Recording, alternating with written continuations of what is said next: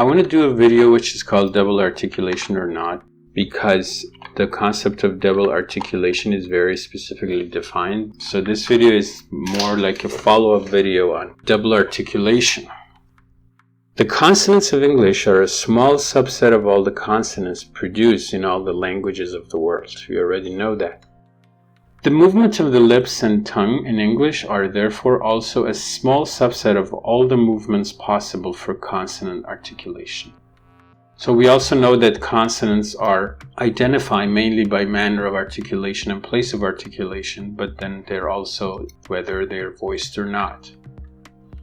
Within the context of consonant production and English consonant production, we discussed co-articulation. There could be two types: secondary articulation and double articulation. In this video, what I'm trying to do is just focus how double articulation, if you want to define it properly in linguistics, it has a very specific definition. For two consonants to be considered doubly articulated, they need to be articulated simultaneously, synchronously, at the same time, and they also need to share the same manner of articulation.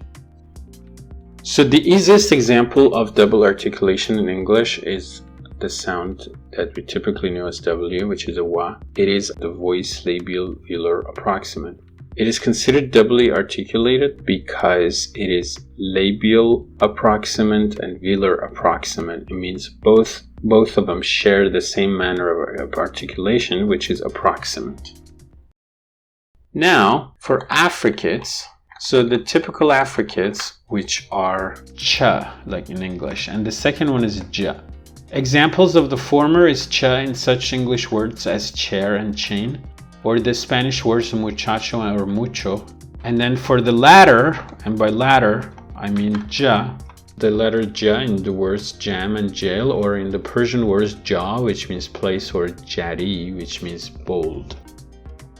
Ch and ja, which are two affricates. An affricate is two sounds produced next to each other as one, the first of which is a plosive, the second of which is a fricative. In the strict sense of double articulation, affricates are not considered double articulation because they involve a plosive and a fricative, which is two different manners of articulation. Secondly, they're not the same degree of stricture of the articulations. If you look at the IPA chart here, if you look at the part where there are examples of the tie bar, there's kpa and there's tsa. So the first one is actually a double articulation because both of them are plosives. But the second one is an affricate, so it's not double articulation. That's why in the notes, which is next to it, it says affricates and double articulations can be represented by two symbols joined by a tie bar if necessary. This clarifies that the tie bar is used both for affricates and for double articulations. If we're doing IPA, it's very important to understand these symbols. Now that we discussed fricatives, I want to give you another example of a fricative from German, which is very interesting and it's kind of rare. The sequence is bilabial plosives and labiodental fricative, which is the f, forming the affricate th. Again, here you need a tie bar. An example is the word pferd, which means horse, or pfanne, which means bowl, or pfahl, which means pole, or stake, or pail.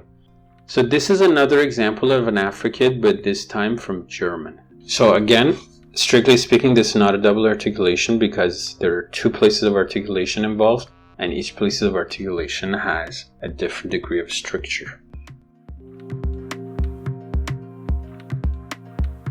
Just keep in mind that p and f are indeed an affricate, so for all intents and purposes, they are to be pronounced as one unit. But you don't see the tie bar below or above the two sounds involved.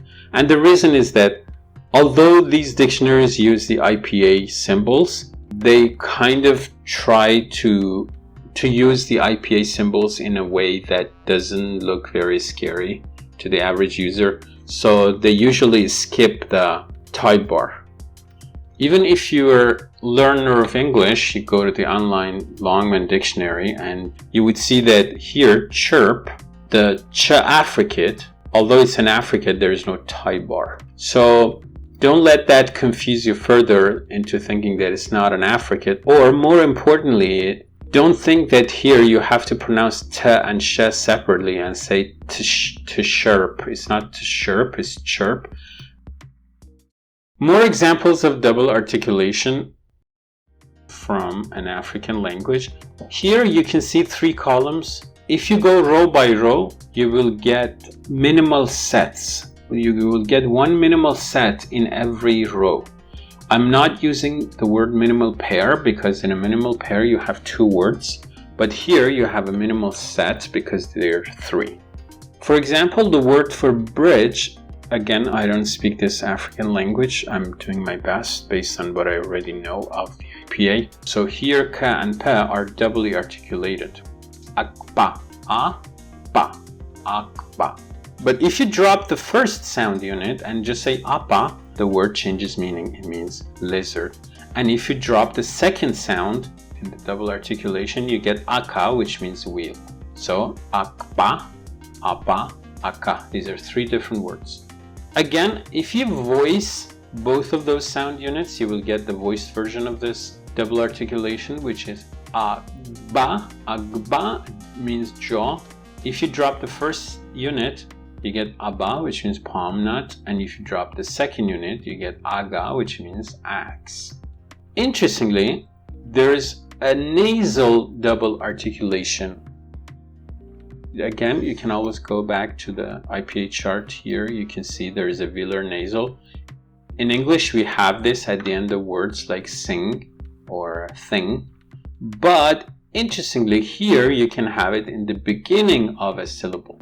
It's nga, but it's followed by ma. The word is angmaa, painted body marks. And then you have, if you drop the first one, you get ama, which means bell. And then if you drop the second one, ongashi, I'm not sure how to pronounce this. Here, this is not a minimal set. It's more of a near minimal set. You see, because the previous and following sounds are not exactly the same, at least one of them differs in each case. It's very interesting that this is actually a double articulation and it's pronounced in the beginning. So the third row here contains doubly articulated nasals, which is a velar nasal followed by a bilabial nasal. Again, you see manner of articulation remains the same. Both share the same manner of articulation nasal. The first and second rows contain a velar plosive followed by a bilabial plosive. Again, same manner of articulation. The difference being that the first row is voiceless and the second voiced.